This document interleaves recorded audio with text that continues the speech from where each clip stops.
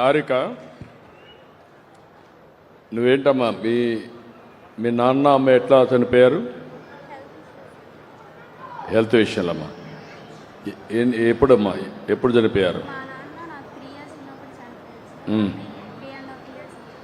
3.5 years చనిపోయింది. ఇన్ని రోజులు నిన్ను ఎవరు చూసుకున్నారు? తాతయ్య వాళ్ళు చూసుకున్నారు. పొలాలు ఏమైనా ఉన్నాయా? ఇల్లు ఒకటే ఉంది, పొలం కూడా లేదు. ఇప్పుడు నువ్వేం కావాలనుకుంటున్నావు? ఉపాధి కదమ్మా. నువ్వు జీవితంలో ఏం కావాలనుకుంటున్నావు? అందరం మారిగా ఇప్పుడు ఏం బీఎస్సీ ఐటీ చేస్తున్నావా? కంప్యూటర్ సైన్స్ చేస్తున్నావు. మీ చెల్లెలు ఏం చేస్తుంది? నువ్వు కూడా బీఎస్సీ కంప్యూటర్ అమ్మా. ఏ ఇయర్ అమ్మా? నువ్వు ఫస్ట్ ఇయరా సెకండ్ ఇయర్? 3 ఏళ్ళు కోర్సు అయింది. ఓకే. ఇప్పుడు మీరు ఎట్లా చేయగలుగుతారు? వీళ్ళిద్దరికి చదివించి మంచి ఉద్యోగాలు ఇప్పించాలి.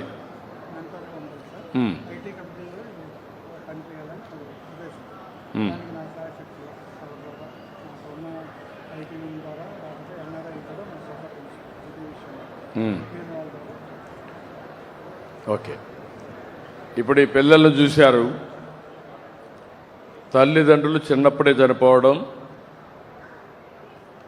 వాళ్ళ తాత అమ్మమ్మ దగ్గరనో నాన్నమ్మ దగ్గర ఉండడం, అక్కడి నుంచి ఆ పిల్లలిద్దరినీ ఒకే ఇల్లు ఒకటే ఉంది, ఎలాంటి ఆస్తి కూడా లేకుండా ఇద్దరు పిల్లలు చదువుకునే పరిస్థితికి వచ్చారు.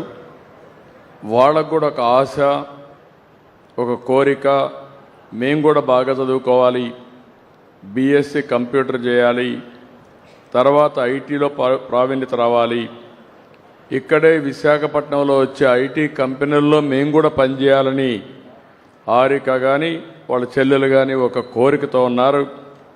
అందుకే నేను P4 తీసుకొచ్చా. ఇలాంటి వాళ్ళు రాష్ట్రం అంతా కూడా చాలామంది ఉన్నారు.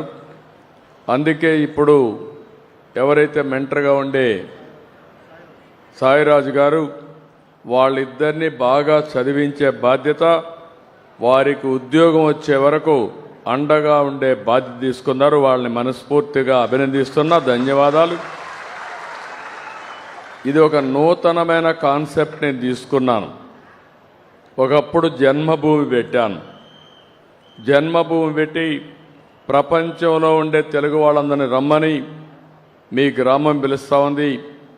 రండి, మీకు జన్మనిచ్చిన ఈ గ్రామానికి మీరు సేవ చేయమని చెప్తే చాలామంది వచ్చారు. చెరువులు దువ్వారు, రోడ్లు వేశారు, స్కూల్స్ కట్టారు, హాస్పిటల్స్ కట్టి ఆ రోజు ఒక స్ఫూర్తిని చూపించారు.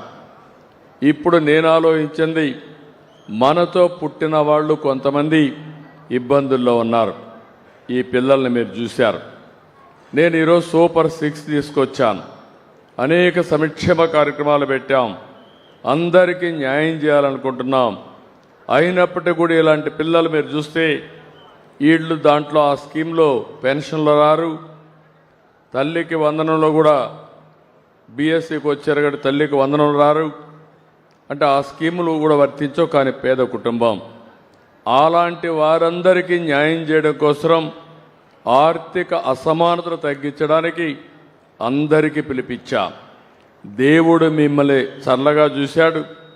అదే మరి ఇంకా భవిష్యత్తులో కూడా మిమ్మల్ని చల్లగా చూడాలంటే నీతో పుట్టిన వాళ్ళు నీ సహాయం కోరుతున్నారు. అలాంటి వారికి అండగా ఉండాలని పిలిపిస్తే 10 లక్షల కుటుంబాలని 1 లక్ష మంది దత్తత తీసుకుని మేము అండగా ఉంటామని ముందుకొచ్చారు. దీనికి మనస్ఫూర్తిగా అభినందిస్తున్నా, ధన్యవాదాలు తెలియజేసుకుంటున్నా. ఆ కాన్సెప్ట్లో కూడా మీరు ఆలోచించాల్సింది, 20% సమాజంలో అట్టడుగునున్నారు.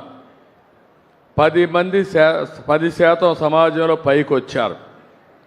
ఒక్కొక్కరు ఒకరికి కానీ ఇద్దరికి కానీ ఇంకా ఎక్కువ మందికి సహాయం చేయగలిగితే, వాళ్ళు కూడా బాగా చదువుకుంటే ప్రయోజకులైతే వాళ్ళు కూడా రేపు మార్గదర్శులు అయిపోయి వాళ్ళు 10 కుటుంబాలకు సహాయం చేసే పరిస్థితి వస్తుంది. నేను ఇది ఒక వినూత్నమైన కార్యక్రమం తీసుకున్నా. ఇంతవరకు భారతదేశంలో ఒకప్పుడు మీరు చూస్తే రోడ్లన్నీ PPP మోడల్లో వేస్తాం. ఎయిర్పోర్ట్లు కడుతున్నాం. ఇప్పుడు భోగాపురం ఎయిర్పోర్ట్ వస్తూ ఉంది. మనం భూమి ఇచ్చాం. జిఎంఆర్ వచ్చి ఈ ప్రాంతం వ్యక్తి వచ్చి ఆయన మొత్తం అక్కడ ఎయిర్పోర్ట్ కట్టే పరిస్థితికి వచ్చాడు, లోన్ తీసుకొచ్చి.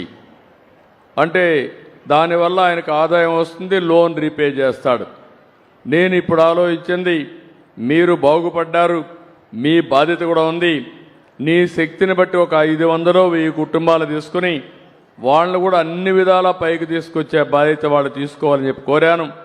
ఇది జరిగితే చరిత్ర తిరగరాసే చరిత్ర తెలుగుదేశం పార్టీకి వస్తుంది, ఎన్డీఏకి వస్తుందని చెప్పి కూడా నేను మీకు తెలియజేస్తున్నా. ఇది ఒక వినూత్నమైన కార్యక్రమం. ఆ పిల్లలకు దారి తెలియదు.